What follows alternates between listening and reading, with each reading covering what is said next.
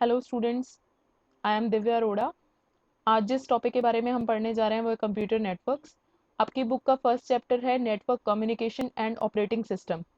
इसमें पहला टॉपिक यही है कि कंप्यूटर नेटवर्क क्या होते हैं। बेसिकली बुक इस चैप्टर को दो पार्ट में डिवाइड कर दिया गया है। First one is computer network and another is mobile operating system. तो अब बात करते हैं कंप्यूटर नेटवर्क की। कंप्यूटर नेटवर्क में पढ़ने से पहले हम ये जानते हैं कि नेटवर्क क्या होता है। नेटवर्क की अगर मैं एक सिंपल डेफिनेशन बताऊं तो रियल लाइफ से रिलेट करके बताती हूँ कि क्या होता है। देखो, जिस आपके स्कूल से आपके घर तक जो रोड जाती है वो एक कम्युनिकेट कर रही है। एक नेटवर्क स्टेब्लिश किया हुआ है आपके स्कूल से लेके आपके घर तक। जो भी जो रास्ता है, जो सड़क जा रही है, दैट इज अ नेटवर्क। एक दो चीजों के बीच में कोई रिलेशन क्रिएट करना, वही उसका नेटवर्क कहलाता है। Hope you guys understand. उसके बाद सेकंड चीज आती है कंप्यूटर नेटवर्क क्या होता है। कंप्यूटर नेटवर्क का मतलब ये होता है, कंप्यूटर नेटवर्क बेसिकली वो है जहां पर दो या दो से ज्यादा कंप्यूटर्स एक दूसरे से लिंक्ड हो। दो या दो से ज्यादा कंप्यूटर जब एक दूसरे से लिंक हो, अब लिंक होने के लिए वो क्या क्या कर रहे हैं, कम्युनिकेट कर रहे हैं। कम्युनिकेट कैसे कर सकते हैं? फाइल्स को शेयर करके, डेटा को शेयर करके, रिसोर्सेज को शेयर करके, पेरिफेरल डिवाइसेस को शेयर करके। पेरिफेरल डिवाइसेस होते हैं आपके इनपुट आउटपुट डिवाइसेस, जो भी आपके कंप्यूटर के साथ कनेक्ट होते हैं। तो उन सब के बीच में जो कम्युनिकेशन होता है, that is known as computer network. अगर मैं बात करूं एक सिंगल कंप्यूटर की, कि उसके बीच में नेटवर्क कैसा है, कैसे एक कंप्यूटर को आप बोल सकते हो कि ये नेटवर्क में है। देखिए, उसके साथ प्रिंटर अटैच है, तो वो क्या कर रहा है? उसके साथ कम्युनिकेट कर रहा है। मैं कमांड प्रिंटर को दूंगी, प्रिंटर मुझे क्या देगा? प्रिंट देगा। समझ में आ गया? मेरे फोन के साथ, मेरे कंप्यूटर के साथ मेरा फोन अटैच है, किसके साथ? यूएसबी पोर्ट के साथ, यूएसबी केबल के साथ। ठीक है, तो वो भी क्या है? उसके साथ कम्युनिकेट कर रहा है। ब्लूटूथ स्पीकर अटैच कर रखा है मैंने उसके साथ, अपने कंप्यूटर के साथ, तो वो भी क्या कर रहा है? उसके साथ कम्युनिकेट कर रहा है। और अगर मैं सिंपल डेफिनेशन कहूँ तो नेटवर्क के अंदर दो या दो से ज्यादा कंप्यूटर होते हैं जो एक दूसरे के साथ डेटा, रिसोर्सेज, फाइल्स को एक्सचेंज करते हैं। किसके थ्रू? इलेक्ट्रॉनिक्स कम्युनिकेशन के थ्रू। मतलब इलेक्ट्रॉनिक्स कम्युनिकेशन होता है उनके बीच में बेसिकली। समझ में आ गया होगा कंप्यूटर नेटवर्क क्या होता है। कंप्यूटर नेटवर्क को अब एक ये डायग्राम है जिसके थ्रू हम इसको समझेंगे कि कंप्यूटर नेटवर्क क्या होता है। अब देखिए, लेट सपोज कि हमारे पास कुछ कंप्यूटर थे, ठीक है, जो आपस में कनेक्ट है। एक रूम है जिसके अंदर 8 से 10 कंप्यूटर हैं जो आपस में एक दूसरे से कनेक्ट हैं। उनके साथ कुछ चीजें और भी अटैच हैं।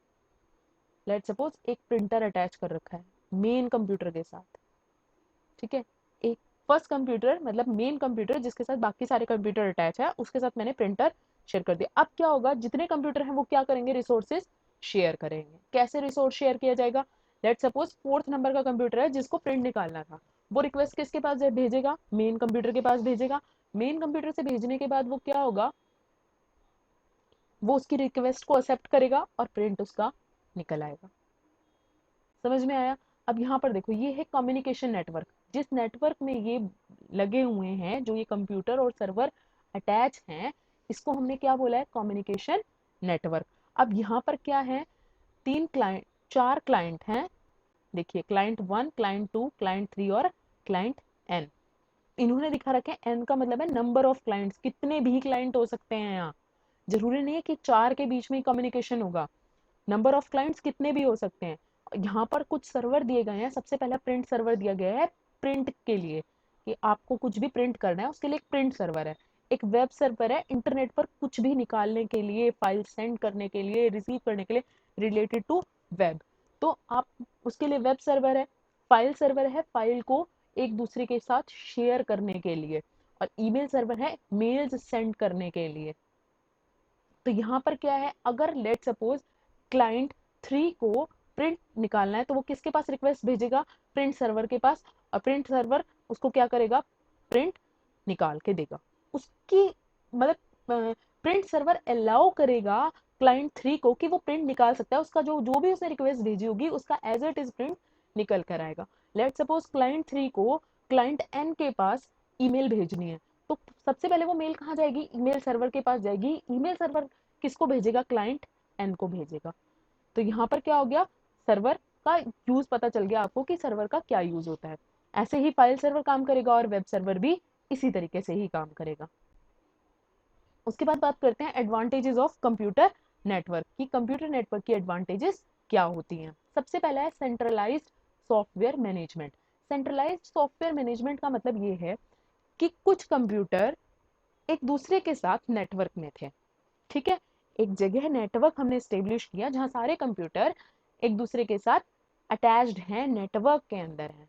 अब क्या होगा, एक कंप्यूटर के अंदर जितने भी हमें लाइसेंस्ड सॉफ्टवेयर चाहिए थे, लाइसेंस्ड सॉफ्टवेयर वो होते हैं जिनका हमें पे करना पड़ता है। कुछ सॉफ्टवेयर तो हम इंटरनेट से फ्री डाउनलोड कर लेते हैं, कुछ का हमें ट्रायल मिलता है 2 से 4 दिन का, उसके बाद हमें उनके लिए पे करना पड़ता है।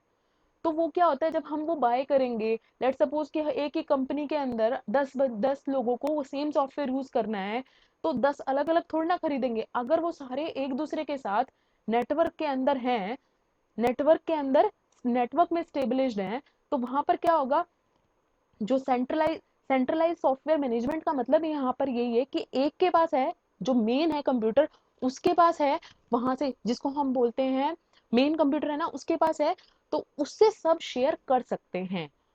मतलब जितने नंबर ऑफ वहां पर कंप्यूटर्स होंगे सबको अलग अलग लेने की जरूरत नहीं होगी, सिर्फ वहां पे मैनेजमेंट ऐसी हो जाएगी कि एक लेगा और बाकी सारे उसे शेयर करेंगे। समझ में आ गया। उसके बाद आता है रिसोर्स शेयरिंग। रिसोर्स शेयरिंग का सीधा सा मतलब यहाँ आता है कि स्कैनर है, प्रिंटर है, वो सिर्फ, मतलब मैं वही चीज बता रही हूँ ना, एक रूम में कई सारे कंप्यूटर अटैच हैं, लेकिन प्रिंटर कितना है, एक। जिसको रिक्वेस्ट भेजनी है वो रिक्वेस्ट जाएगी और उसका प्रिंट निकल आएगा। स्कैन करना है तो एक ही जगह पे एक ही स्कैनर जो है, मतलब ये रिसोर्सेज ही हो गए, रिसोर्सेज को वो क्या कर रहा है, शेयर कर रहा है।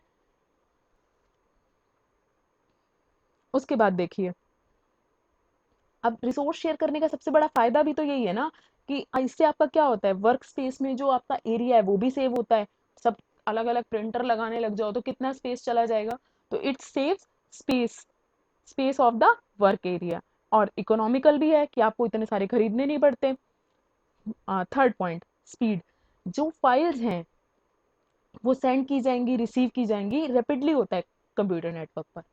चाहे 10 कंप्यूटर हो, 12 हो, 13 हो, अब एक मैं यहाँ बैठी हूँ, हम नेटवर्क में नहीं है, मैं पेन ड्राइव लगाऊंगी, उसमें डेटा डालूंगी, फिर जाऊंगी उस दूसरे कंप्यूटर में, वहां पर वही पेन ड्राइव लगाऊंगी, फिर उससे डेटा उसको दूंगी।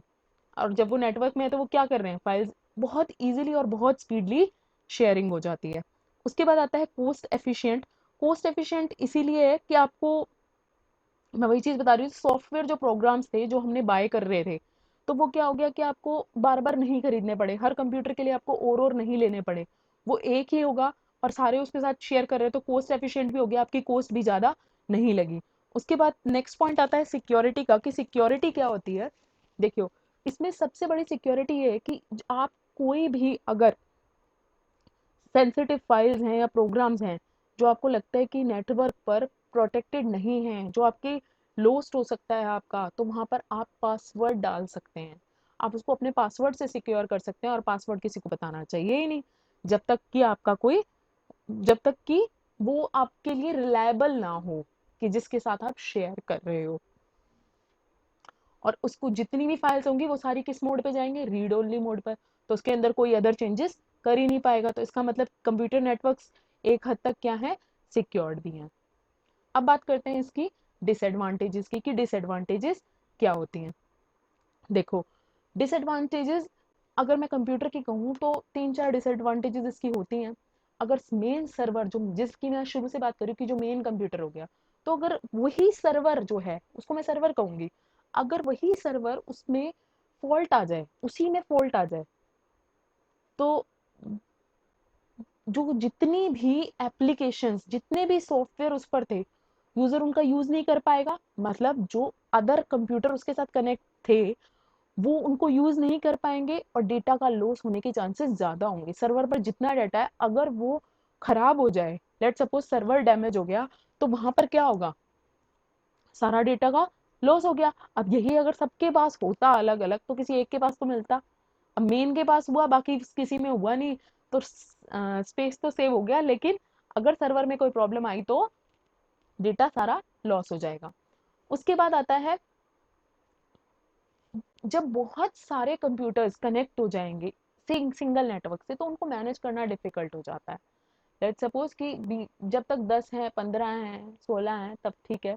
बी 20 40 100 अराउंड जब इतने कंप्यूटर्स हो जाएंगे, तो उनको मैनेज करना, एक लार्ज नंबर ऑफ कंप्यूटर मतलब एक नेटवर्क बनाना उनका, वो थोड़ा सा हार्ड हो जाता है। और वहां पर उसके नेटवर्क की स्पीड भी स्लो हो जाती है जहां डेटा शेयरिंग की बात होती है। लेट्स सपोज कि सेकंड कंप्यूटर को 80th वाले पे कोई डेटा सेंड करना है, तो वो अगर लैन से कनेक्ट है तो वो एक एक करके जाएगा, तो वो दैट स्पीड जो है उसकी वो बहुत स्लो हो जाती है। नेक्स्ट पॉइंट आता है अगर सर्वर को हैक कर लिया जाए या उस सर्वर के अंदर कोई वायरस आ जाए। अगर सर्वर को हैक कर लिया जाए, हैकर्स होते हैं जो हैक कर लेते हैं, तो अगर वो हैक कर ले या उसके अंदर कोई वायरस आ जाए, तो जितने भी कंप्यूटर उसके साथ कनेक्ट हैं उन सबकी सिक्योरिटी रिस्क पर आ जाती है। क्योंकि वो सारे जितने भी मेन कंप्यूटर के साथ कनेक्ट हैं, वो हैकिंग, वो वायरस उनके पास भी जाता है, उन तक भी जाता है, जहां पर जो कनेक्टेड कंप्यूटर हैं वो भी किस पर आ जाते हैं, रिस्क पर आ जाते हैं। मतलब वहां पर डेटा लॉस का चांसेस ज्यादा बढ़ जाते हैं, डेटा लॉस के चांसेस ज्यादा बढ़ जाते हैं, डेटा थेफ्ट के चांसेस ज्यादा बढ़ जाते हैं। एक पॉइंट और आता है इसका कि अगर जो ट्रैफिक है, लेट्स सपोज कि एक टाइम पे फर्स्ट वाला थर्ड को भेज रहा है कुछ डेटा, सेकंड वाला फिफ्थ को भेज रहा है, फोर्थ वाला सेवेंथ और एट्थ दोनों को भेज रहा है, तो यहाँ पर क्या हो गया, जब ट्रैफिक इंक्रीज करता है ना, तो चाहे इसका डिजाइन, नेटवर्क का डिजाइन कितना ही अच्छे से क्यों ना हो, वहां पर उसकी परफॉर्मेंस कम हो जाती है। स्पीड डेटा की सेंड जो डेटा को सेंड करने की जो स्पीड होती है वो भी बहुत ज्यादा कम हो जाती है। अब बात करते हैं basic component of a network. Network में क्या क्या कंपोनेंट होते हैं। अब तक मैंने सर्वर का नाम लिया था, तो इसके 5 कंपोनेंट हैं। पहला है सर्वर, दूसरा है वर्क स्टेशन, थर्ड है NIC network interface card, fourth है हब एंड फिफ्थ है ट्रांसमिशन चैनल। तो देखिए सर्वर क्या होता है। Server is a computer that manages the network resource, software and files. Server एक कंप्यूटर ही होता है, बेसिकली हम उसको यही कहेंगे कि एक कंप्यूटर ही होता है जो कि क्या मैनेज करता है, नेटवर्क के रिसोर्सेज को। नेटवर्क के रिसोर्सेज कौन कौन से हुए, नेटवर्क के रिसोर्सेज कौन कौन से हुए। अगर मैं नेटवर्क के रिसोर्स की बात करूं, तो नेटवर्क के रिसोर्स में हम कंप्यूटर्स को कह सकते हैं, एक मॉडेम लगा हुआ है, या फिर ये कहूँ कि इंटरनेट कनेक्शन है, that is also a resource. तो ये जितने भी रिसोर्सेज हैं, सॉफ्टवेयर हैं, फाइल्स हैं, ये इन सबको मैनेज करना किसका काम होता है, सर्वर का काम होता है। तो सर्वर समझ में आ गया। अब मतलब वही चीज है, मेन कंप्यूटर की तरह काम करेगा। और मैं क्लाइंट हूँ, और जो मेन कंप्यूटर है वो क्या है, सर्वर है। क्लाइंट किसके पास रिक्वेस्ट भेजेगा, सर्वर के पास। मैं क्लाइंट वन हूँ, क्लाइंट वन किसके पास रिक्वेस्ट भेज रहा है, सर्वर के पास, कि मुझे ये फाइल चाहिए या मुझे ये प्रिंट निकालना है। तो क्लाइंट वन ने किसके पास भेजी, सर्वर के पास रिक्वेस्ट भेजी, सर्वर वहां से अप्रूव करके आपको दे। अगर आपको कोई फाइल चाहिए तो आप रिक्वेस्ट कहाँ भेजोगे, सर्वर के पास। तो that is also known as client server architecture. इसके बाद बात करते हैं वर्क स्टेशन की। तो वर्क स्टेशन क्या होता है, वर्क स्टेशन एक computer intended for individual use. देखिए वर्क स्टेशन की अगर मैं बात करूं, तो इंडिविजुअल यूज के लिए वो किया जाएगा। वर्क स्टेशन को बोल सकते हैं जैसे मेरा पर्सनल कंप्यूटर, इसको मैं क्या कह सकती हूँ, एक वर्क स्टेशन कह सकती हूँ। बस इसके अंदर सिर्फ एक चीज नहीं होनी चाहिए, सॉरी एक चीज एक्स्ट्रा होनी चाहिए, कि वर्क स्टेशन को, एक कंप्यूटर, एक पर्सनल कंप्यूटर को मैं वर्क स्टेशन तभी कह सकती हूँ जब इसमें जो मेन कंप्यूटर जो है वो किसके साथ अटैच हो, सर्वर के साथ, that is connected with the server. एक वर्क स्टेशन वो कंप्यूटर होता है, वो पर्सनल कंप्यूटर होता है जब वो सर्वर के साथ या दूसरे कंप्यूटर्स के साथ क्या हो, कनेक्ट हो, तो उसको क्या बोलते हैं, वर्क स्टेशन। वर्क स्टेशन का अगर मैं एक एग्जांपल लूँ, रियल लाइफ एग्जांपल में अगर मैं आपसे बात करूं, तो ऐसे भी कर सकते हैं, जैसे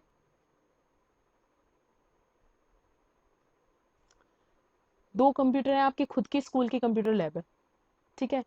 मेन एक कंप्यूटर को बना दिया हमने, अब उसके साथ जितने भी कंप्यूटर कनेक्ट हैं वो सारे क्या कहलाएंगे, उसके वर्क स्टेशन, क्योंकि वो मेन कंप्यूटर मतलब सर्वर से भी अटैच है, और वो बाकी अदर कंप्यूटर्स तो वो भी क्या हो गए, वर्क स्टेशन हो गए। तो मतलब वो पर्सनल कंप्यूटर जो सर्वर से अटैच हो, जिसके साथ बाकी अदर कंप्यूटर्स भी अटैच हो for data sharing, for resource sharing, that is known as work station. उसके बाद आता है एनआईसी, नेटवर्क इंटरफेस कार्ड। ये क्या होता है, एक कंप्यूटर सीपीयू की सिस्टम यूनिट के अंदर सीपीयू का एक पार्ट है जो एनआईसी होता है, नेटवर्क इंटरफेस कार्ड।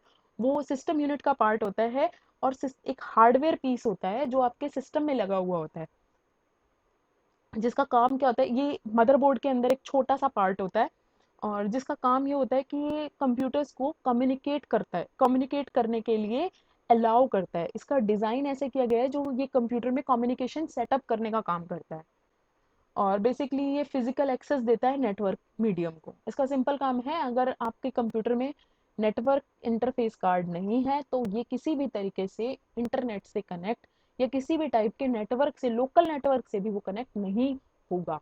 तो मदरबोर्ड का एसेंशियल पार्ट है, नेटवर्किंग के लिए क्या होता है, कम्युनिकेट करने के लिए क्या होता है, एनआईसी, नेटवर्क इंटरफेस कार्ड। उसके बाद आता है हब।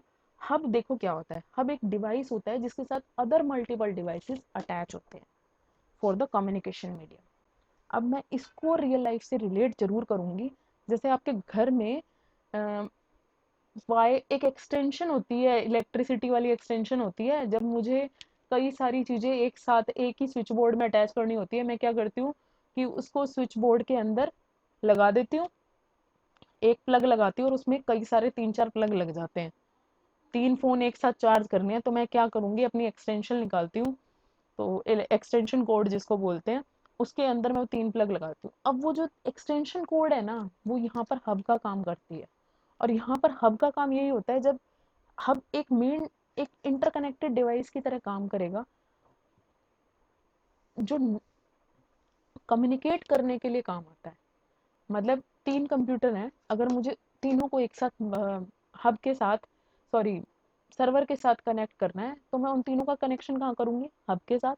और एक हब को किसके साथ जोड़ दूंगी, सर्वर के साथ। ठीक है।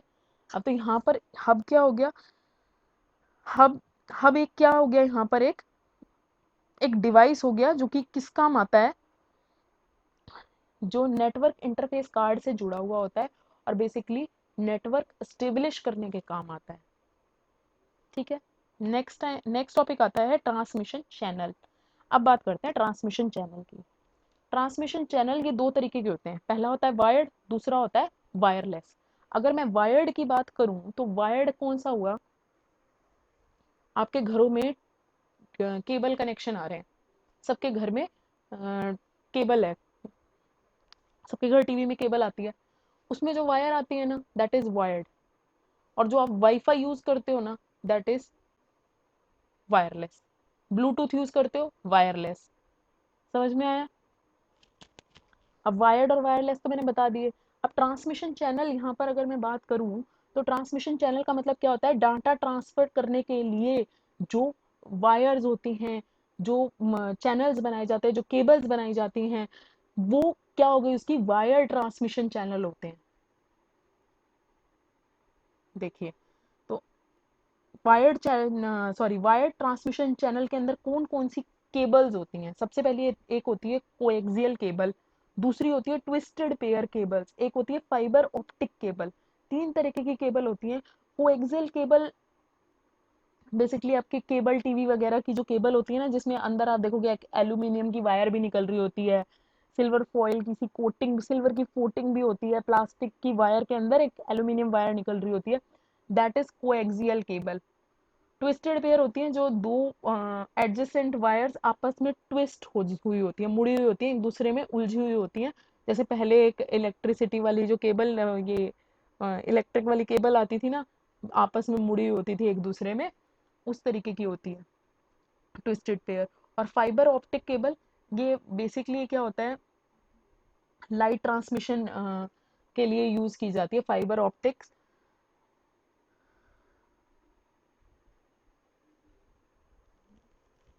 फाइबर ऑप्टिक्स जो होती है वो लाइट से रिलेटेड है, it's just related to light, concept of light इसके अंदर यूज किया गया है डेटा के ट्रांसमिशन के लिए। आजकल जितने भी वाईफाई कनेक्शंस घरों में स्टेब्लिश किए जाते हैं उसके लिए फाइबर ऑप्टिक्स केबल का यूज किया जाता है। और उसके बाद आता है wireless transmission channel.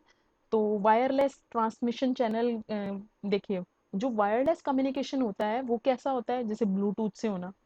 Cell phone से मैं यहाँ बैठे हुए कहाँ बात कर रही हूँ, कहीं और बात कर रही हूँ, ठीक है, एक जगह से दूसरी जगह बात कर रही हूँ, दैट इज वायरलेस। आपके जो सेल फोन है, आपके मोबाइल फोन है, ये एक वायरलेस मीडियम ऑफ कम्युनिकेशन है। ब्लूटूथ वायरलेस है, वाईफाई वायरलेस है, रेडियो वेव्स वायरलेस है।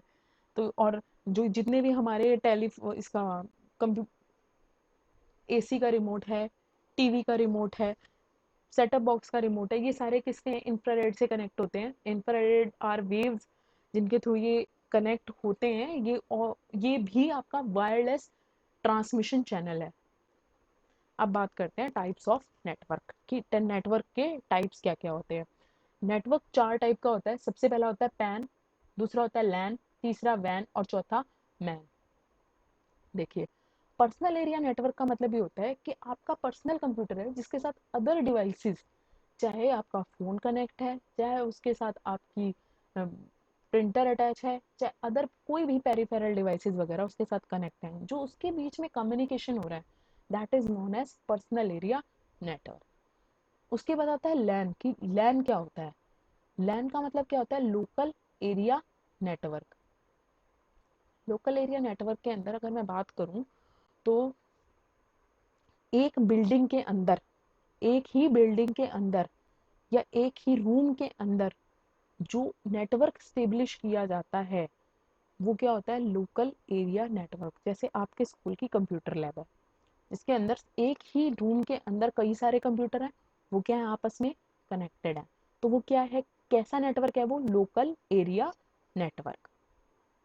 ठीक है, यहाँ पर वो क्या होता है, एक ही रूम के अंदर जब रखे हुए सभी कंप्यूटर आपस में कनेक्टेड हो, एक सर्वर हो, वहां पर क्या होता है, वो डेटा की शेयरिंग करते हैं, रिसोर्सेज की शेयरिंग करते हैं। तो वो इस टाइप के नेटवर्क को हम लोकल एरिया नेटवर्क कहते हैं। उसके बाद आता है wide area network. Wide area network local area network से बड़ा होता है लेकिन मेट्रोपॉलिटन एरिया से छोटा होता है। Sorry, wide area network metropolitan area network से और लैन से, दोनों से बड़ा होता है। वाइड एरिया नेटवर्क बेसिकली कि एक सिटी के बाहर होना, मैं यहाँ बैठी हूँ और मैं यूज कर रही हूँ लेट जैसे हम चैटिंग करते हैं, मैं एक जगह बैठी हुई हूँ, अदर पर्सन दिल्ली में बैठा है और मैं उसके साथ बात कर रही हूँ। जो यहाँ पर जो नेटवर्क हमारे बीच में है that is when, wide area network. इसका सबसे बड़ा एग्जांपल यही है कि आप इंटरनेट से रिसोर्सेज को, इंटरनेट से सर्फिंग, इंटरनेट में सर्फिंग करते हो, फाइल्स डाउनलोड करते हो, इमेजेस डाउनलोड करते हो, यहाँ बैठे बैठे आपको दुनिया भर की खबर हो जाती है। That is wide area network. उसके बाद आता है metropolitan area network. Metropolitan area network के अंदर आता है कि with in a city, with in a city,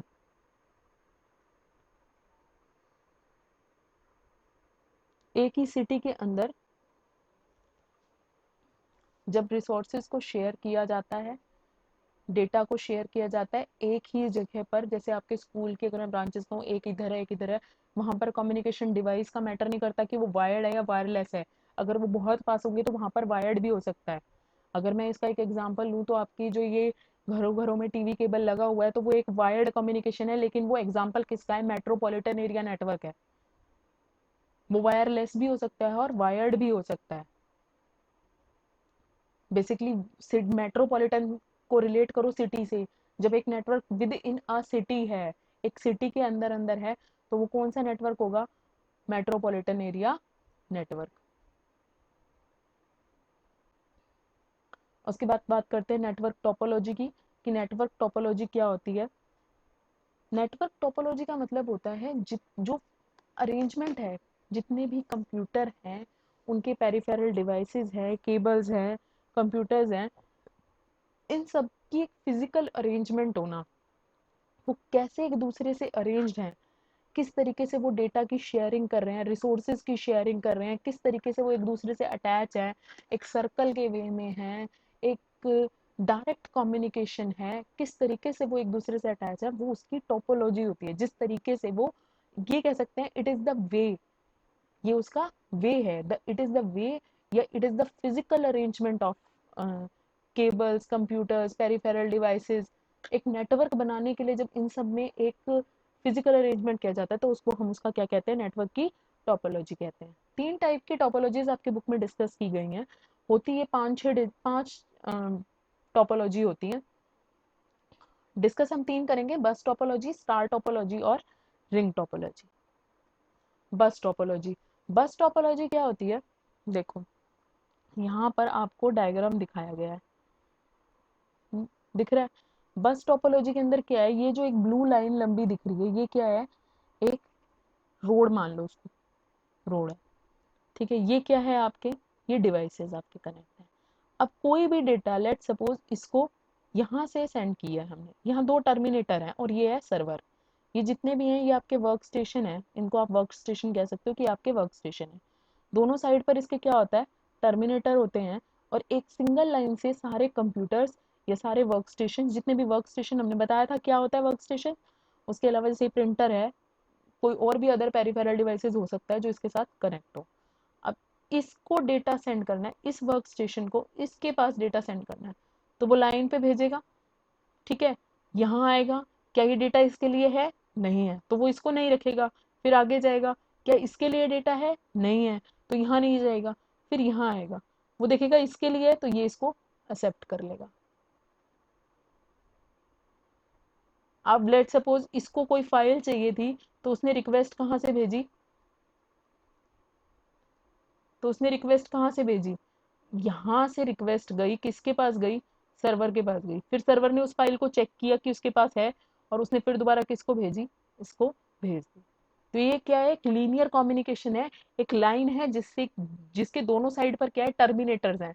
terminator का मतलब है यहीं पर नेटवर्क खत्म हो रहा है, इसके आगे कुछ और अटैच नहीं है। पहला जहां से शुरुआत है वहां एक टर्मिनेटर लगा है, उसके बाद सर्वर है, फिर आपके जितने भी वर्क स्टेशन हैं या पेरिफेरल डिवाइसेस है वो उसके साथ अटैच है, और क्लास में भी क्या है, टर्मिनेटर है कि नेटवर्क यही खत्म हो गया।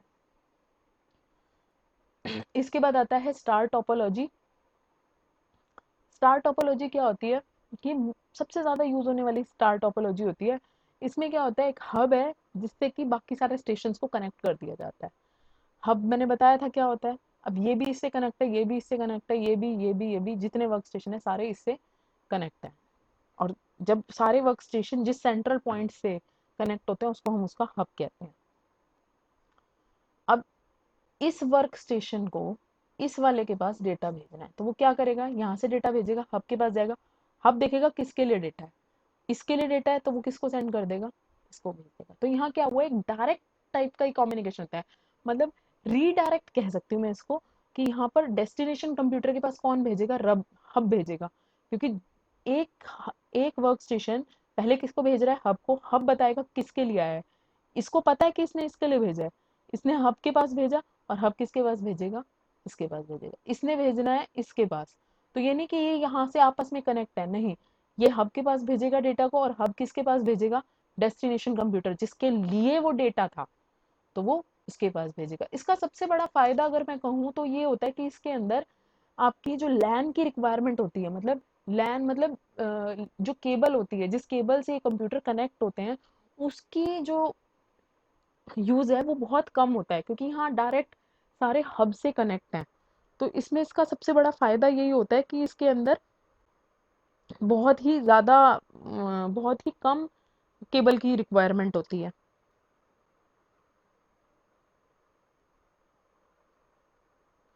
लेकिन इसकी जो एक ड्रॉबैक है, वो सबसे बड़ी ये भी होती है कि अगर हब के अंदर कोई प्रॉब्लम हो जाए तो ये आपस में इनके सबके कनेक्शन खत्म हो जाते हैं, तो वो डेटा की शेयरिंग नहीं कर पाते। एक हब का खत्म होना, एक हब में फॉल्ट आ जाना, तो इसकी पूरी टोपोलॉजी पे असर डालता है, मतलब ये आपस में वर्क स्टेशन एक भी कनेक्ट नहीं रहता है। इसके बाद आती है रिंग टोपोलॉजी। रिंग टोपोलॉजी क्या होती है, जहां पर सारे जो कंप्यूटर हैं वो किसके साथ कनेक्ट है, आपस में एक दूसरे से कनेक्ट नहीं है, एक रिंग के वे में है, पहला दूसरे से, दूसरा तीसरे से, तीसरा चौथे से, और चौथा पांचवें से। इस तरीके से सारे एक दूसरे से, ये जरूरी नहीं है कि यहाँ पर डायग्राम में 4 दिखाए गए हैं तो 4 ही हो। यहाँ पर फ्लो ऑफ मैसेज या तो क्लॉकवाइज होता है या फिर एंटी क्लॉकवाइज हुआ।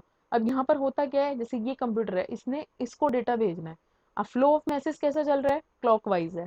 तो यहाँ पर ये डाटा पहले किसके पास जाएगा, इसके पास, फिर किसके पास आएगा, इसके पास, फिर इसके पास। और अगर एंटी क्लॉकवाइज होता तो ये डायरेक्ट किसके पास आ जाता, इसके पास आ जाता। इस कंप्यूटर ने इसको भेजना है डेटा, और फ्लो ऑफ मैसेजेस अगर ऐसे है, क्लॉकवाइज है, तो ये पहले इसके पास डेटा जाएगा फिर इसके पास आएगा।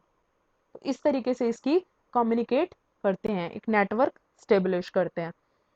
देखिए रिंग टोपोलॉजी की सबसे बड़ी एडवांटेज ये है कि इसमें जो अगर कहीं भी फॉल्ट आता है ना तो बहुत इजीली डिटेक्ट हो जाता है, क्योंकि इसके अंदर हब या सर्वर तो है नहीं। इसने भेजा डेटा, ये रिंग टोपोलॉजी के अंदर इस कंप्यूटर ने इसको डेटा भेजा, लेकिन डेटा पहुंचा ही नहीं। क्यों नहीं पहुंचा, अगर ये ठीक है, ये ठीक है, तो फॉल्ट कहाँ हुआ, इसमें हुआ। अगर सपोज करो इनके बीच में 3 कंप्यूटर होते तो पता लगाते ना कहाँ तक गया है डेटा, कहाँ कौन से रिसोर्स तक पहुंचा है डेटा, कौन से वर्क स्टेशन तक डेटा पहुंचा है। तो उसमें कहीं भी फॉल्ट होगा तो उसको फैच करना बहुत ईजी हो जाता है। और इसकी डिसएडवांटेजेस क्या है, अगर किसी भी केबल के अंदर, अगर किसी भी केबल या डिवाइस के अंदर ब्रेक आ जाए तो उसमें क्या होता है, पूरा नेटवर्क क्या होता है, ब्रेक डाउन हो जाता है। जैसे ये एक वायर है, अगर इस वायर के अंदर या इस कंप्यूटर का, ये लेट सपोज ये कंप्यूटर क्या हो गया, खराब हो गया, ठीक है, तो अब जब डेटा जाएगा इसके पास गया तो बंद पड़ा है, तो डेटा आगे शेयर नहीं होगा। तो सबसे बड़ा यही डिसएडवांटेज है कि अगर एक कंप्यूटर दूसरे कंप्यूटर के पास डेटा भेज रहा है और एक बीच में खराब है, उसके बीच में कंप्यूटर या उसकी वायर खराब है, तो उसमें सबसे बड़ा प्रॉब्लम यही होता है कि आपका नेटवर्क वहां पर टूट जाता है, नेटवर्क खत्म हो जाता है और डेटा की शेयरिंग नहीं हो पाती। कंप्यूटर नेटवर्क में इतना ही है। नेक्स्ट टॉपिक में हम पढ़ेंगे मोबाइल ऑपरेटिंग सिस्टम, की मोबाइल ऑपरेटिंग सिस्टम क्या होता है, कितने टाइप का होता है। Thank you.